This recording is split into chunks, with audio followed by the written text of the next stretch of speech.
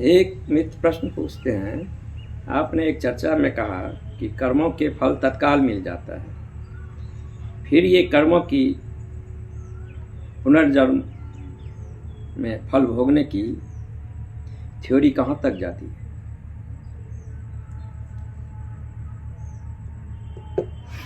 मैंने एक चर्चा में इस विषय का बारे में बात किया था कि कर्मों का फल जो है सो तत्काल ही मिल जाता है।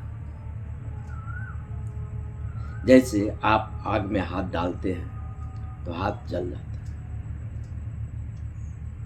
फल तो अभी मिला। जैसे आप किसी से प्रेम किए तो उस प्रेम का जो रस है वो अभी मिलेगा कि अगले जन्म में मिलेगा? अभी मिलेगा। जैसे आपने कहीं काम किए तो उसका मजदूरी आज मिलेगा कि अगले जन्म मिलेगा? आज मिलेगा। तो जो हम कर्म करते हैं उसका फल तुरंत मिलता है। कार्य कारण का सिद्धांत ही कहता है उसका फल तुरंत मिलता है। तो जब कोई कर्म करते हैं उसका फल अनिवार्य रूप उसके पीछे आता ही। लेकिन ये कमरा है, इस कमरा में हम एक गिलास पानी गिराए। पानी गिराने के बाद पानी जो है अपनी न्यूनतम रेजिस्टेंस को खोजा और न्यूनतम रेजिस्टेंस से होकर पानी गुजर गया।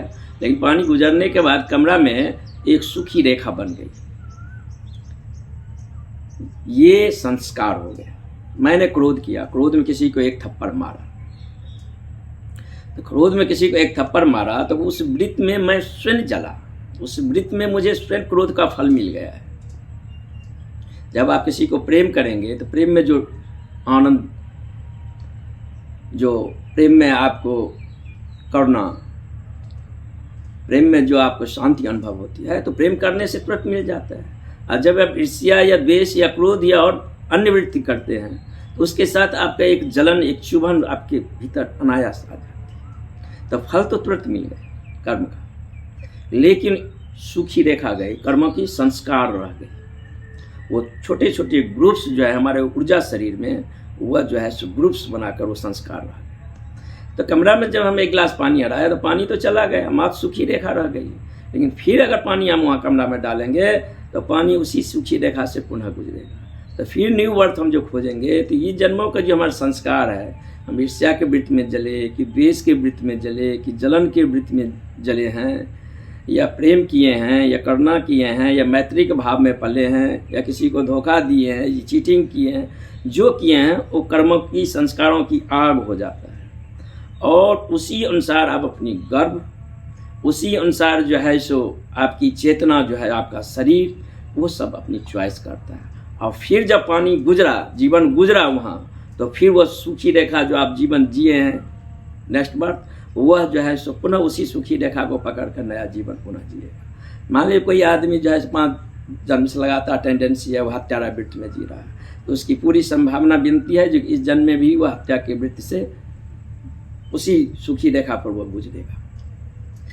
लेकिन कर्म तो यहाँ बीत गया, लेकिन प्रतिकर्म के बारे में मैं नहीं बोला। जैसे मैंने आपको एक थप्पड़ मारा है, तो थप्पड़ मारने में ही मुझे उसका जलन, उसका चुमन मुझे बोध हो गया। लेकिन मैंने आपको थप्पड़ मारा है, आपको ये समय काल परिस्थिति अभी अनुकूल नहीं है, तो आप मुझे अभी थप्पड़ को जवाब नहीं देंगे। मैं आपका बॉस हूँ, आप मुझे मेरी गाली को जवाब नहीं देंगे। लेकिन काल समय परिस्थिति को आप इंतजार करेंगे, अब या आगे। जब आपके लिए उपयुक्त हो जाएगा तो जीवन के किसी न किसी मोड़ पर आप मुझे उसका जवाब देंगे। तो कर्मों का तो फल तो तुरंत मिल जाता है, लेकिन प्रतिकर्म का फल तो आएगा। वो तो अपना एक्शन है, एक्शन तो किए, रिएक्शन तो आएगा। रिएक्शन आने में टाइम भी लग सकता है या तुरंत भी आ सकता है। उसके लिए जैसे जमीन के अंदर जो है सो हम बीज डालते हैं, तो अभी बीज डालें तो अभी तो नहीं आ जाएगा। समय चाहिए, मौसम चाहिए, सूरज की रोशनी चाहिए, उचित अब हवा चाहिए, तब समय लगता है। बीज या जमीन में जल जाएगा या बीज जो है सो जमीन से बाहर आएगा। तो उपयुक्त मौसम पाकर, समय ऋतु अनुकूल पाकर पुनः जो है सो वह फलेगा फूलेगा। अब जैसे हम देखते हैं बुद्ध पुरुष के जीवन में, रामकृष्ण परमहंस है, परमात्मा को उपलब्ध, उन्हें कैंसर हो गया, पानी तक नहीं पी सकते, खाना तक नहीं खा सकते। क्या हुआ? संपूर्ण टेंडेंसी हुई जो कि अब उनकी जीवन यात्रा समाप्त हुआ, और कर्मों की जो आग थी वो एक बिंदु पर संपूर्ण रूप से संग्रहित हो गया, क्योंकि आदमी अब जा रहा है तो लेखा जोखा जो हिसाब है ये पूरा कर दे। वो लेखा जोखा हिसाब पूरा करने में जो है उन्हें उस कष्ट से, उस पीड़ा से, उस बीमारी से उनको गुजरना पड़ा है। रमन थे, वो कैंसर से मरे, तो वो क्या हुआ, कर्मों की आग टेंडेंसी रूप में एक वृत्त पर बन गया है। अब समय की रेखा हो गई है जो कि आदमी अब जाने वाला है, respect उनसे अपनी पूरी जो है लेखा जोखा समाप्त कर। तो इसी की मैं बात किया था, कर्म का फल तो तुरंत मिल जाता है, प्रतिक्रम तुरंत मिल सकता है और समय भी लग सकता है, इसके लिए काल प्रस्थित समय जिम्मेदार होता है।